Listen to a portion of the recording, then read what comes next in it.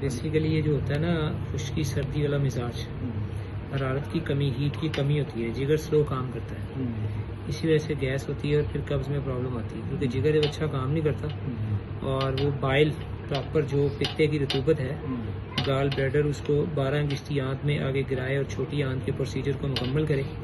غذا آپ کے جسم کا حصہ بنے، ایسا نہیں ہوتا۔ اور بڑی آنت اسی لیے اس کے اندر گیسز اور لیزر مادے جمع رہتے ہیں، کھل کے جو پیٹ ہے واش نہیں ہوتا،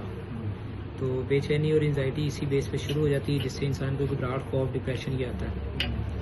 دل گھبرانے کی وجہ یہ ہے کہ گیسز کا پریشر آپ کے دل کو پڑتا ہے۔ ویسے بھی جب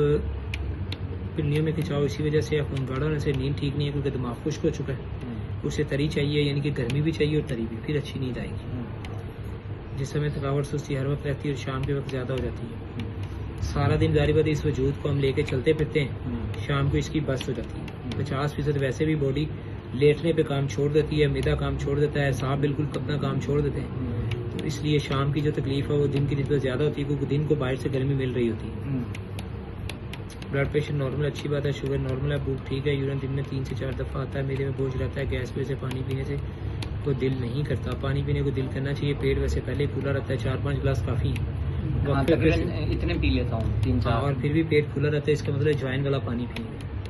کسی کا ہم کہتے ہیں بی پی ہائی ہوتا ہے تو وہ جوائن والا پانی بنا کے گرم نہ پیے، ٹھنڈا پی لے۔ نہیں بی پی ہائی نہیں، ہاں اس لیے آپ پانی گرم بھی جوائن کا پی سکتے ہیں، دل کرے پڑا پڑا ٹھنڈا پی سکتے ہیں۔ کندھوں اور پٹوں کا کھچاؤ رہتا ہے، سابی کمزوری ہے، کسی سے بات کرنے کو دل نہ کرتا، یہ اصل میں دل کا مزاج تھا، سے جگر بالکل سو کام کر رہا ہوتا ہے اور دماغی نظام بالکل کمزور ہوتا ہے۔ یہ وجہ ہے کہ سابی کمزوریاں ہوتی ہیں، یادداشت کی کمی ہوتی ہے، ڈپریشن، غصہ، خوف، یہ چیزیں اٹیک کرتی ہیں اور ہیوی ہوتی ہیں باڈی پہ، کسی چیز پہ دل نہیں لگتا اور کام میں فوکس نہیں ہوتا، کس سے بات کرنے کو دل نہ کرنا، کبھی کبھی ناک کا مسئلہ خشکی سے بنتا ہے، زیادہ تر حالت قبض والی رہتی ہے، وہ بہتر ہو جائے گا، پاؤں میں سوئیاں چپکی ہیں وہ ٹھیک ہو جائے گا، خون سرکولیٹ کرے گا، چلے گا خون وہاں پہ، وہاں خون پہ رکنے کی وجہ سے ایسا ہوتا ہے۔ جب بہانے میں زور لگائیں تو صبح کو ایک سستی رہتی ہے، فرش نہیں، ریشے بائی ٹانگ میں زیادہ کھچاؤ اور اکڑاؤ پڑتا ہے، ریشے کی کنڈیشنز بھی مقد والی نالی میں ٹھیک ہوگی، اکڑاؤ کھچاؤ بھی بہتر ہو جائے گا انشاءاللہ۔ یہ سارے مسئلے کتنے عرصے سے چل رہے ہیں آپ کو؟ یہ تقریباً چل رہے ہیں سال 1.5 سے۔ علاج تو کروایا ہوگا ان کا؟ یہ دیکھیں ڈاکٹروں کے پاس جاتا ہوں، ڈاکٹر کہتے ہیں کوئی ایشو نہیں ہے، صرف اینزائٹی ہے۔ ڈاکٹر کہتے ہیں کوئی ایشو نہیں ہے، صرف انزائٹی ہے، تو یہ سارے مسئلے صرف انزائٹی کی وجہ سے ہیں، تو علاج کوئی کرے گا تو یہ سارے مسئلے ٹھیک ہوں گے؟ جب علاج نہیں کریں گے اور یہی بات کہہ دیں گے کہ جی بس یہ اس وجہ سے اس وجہ سے ہے، تو پھر اتنے پیسہ لگا کے ان کے پڑھنے کا کیا فائدہ ہوگا؟ اسپیشلسٹ کبھی مسئلے کو حل نہیں کر سکتا، وہی اسپیشلسٹ مسئلے کو حل کرے گا، چاہے ڈاکٹر ہے چاہے حکیم ہے، جو انسان کے پورے سسٹم کو سمجھتا ہے کہ اس کا کون سا پرزہ کیسا کام کر رہا ہے۔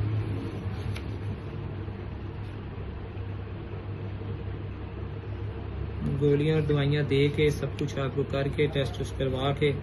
اینڈ وہ کہتے ہیں جی پیشنٹ پاگل ہے، یہ بات ہوگی نا۔ ہم یہ کہتے ہیں بس اوور تھنکنگ کیوں ہے؟ یہی اسی بات کا جواب ایک طبیب نے دینا ہے، ایک معالج نے دینا ہے کہ اوور تھنکنگ کیوں ہے۔ اوور تھنکنگ اس لیے ہے کہ یہ میں ایک دن گاڑی میں بیٹھا ہوا تھا، تو گاڑی جو ہے نا وہ اس کو گیس کی بجائے فیول پہ چلا دیا نا، تو بہت تیز سمیل اس کی گاڑی کے اندر آنا شروع ہوئی۔ اب پتہ چلا کہ گاڑی جو ہے نا وہ آگے سے اس کا فیول جو ہے نا وہ باہر اس کا اخراج ہو رہا ہے، کوئی پائپ میں ظاہری بات ہے کوئی کٹ لگا ہے، پائپ پھٹا ہے یا کوئی چیز ہے کہ فیول نیچے گر رہا تھا اور سپیڈ سے ہوا کے ساتھ وہ اندر کی طرف فیل ہو رہا تھا، تو اب فوراً اس اسمیل سے احساس ہوتا ہے کہ یار یہ فیول اس کا لیک ہو رہا ہے، تو لہٰذا اس کو یا تو اس پہ نہ چلایا جائے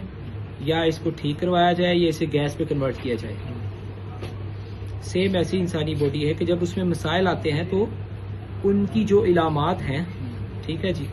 اور باڈی کنڈیشنز جو ہیں، چاہے اس کے انسان کا ناک ہے، چاہے آنکھیں ہیں، یہ آنکھوں کے نیچے والا ایریا ہے، ٹھیک ہے، چہرہ ہے، ناخن ہے، ہاتھوں کی لائنیں ہیں، یہ پورے جسم کو آپ اس سے تشخیص کر سکتے ہیں اور کوئی مشکل نہیں ہے، وہ آپ بھی سیکھ سکتے ہیں۔ تشخیص صابر بازار سے بک خرید لیں، آن لائن نکال لیں، وہاں بتایا گیا ہے کہ ناک پہ سیاہیاں ہو تو یہ مسئلے ہیں، ہلکے ہوں تو یہ مسئلے ہیں، ہونٹ کالے ہو تو یہ مسئلے ہیں، ٹھیک ہے جی، دانہ نکلے اور کالا نشان چھوڑ دے تو یہ مسئلہ ہے، وہ دل سے اٹیچ ہے، جگر سے اٹیچ ہے، وہ مسئلہ دماغ سے اٹیچ ہے،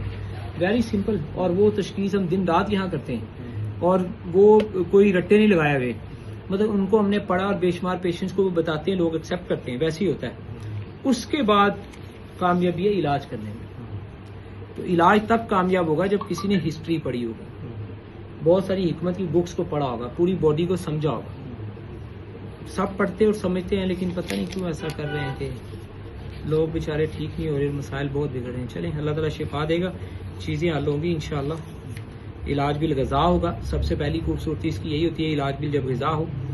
کھانے پینے والی غذاؤں کے بارے میں آپ کو بتایا جائے۔ یہ اب سمپل سی بات کر کے دوائی دینا شروع کرتا ہوں۔ ایک ڈاکٹر ہے یا حکیم ہے، اس کا کام بنتا ہے پیشنٹ کو ڈپریشن انزائٹی ہو رہی ہے، میں سمجھتا ہوں اس کی بڑی وجہ ہوتی ہے اسٹمک کا خراب ہونا جس میں گیسز ہوتی ہیں۔ اس کے علاوہ جینون کسی کا دل یا دماغ کمزور ہے تو وہ ڈپریشن انزائٹی کا شکار ہے، اس کو دل اور دماغ کی مضبوطی کی چیزیں دینی ہے۔ مگر اس سے پہلے اب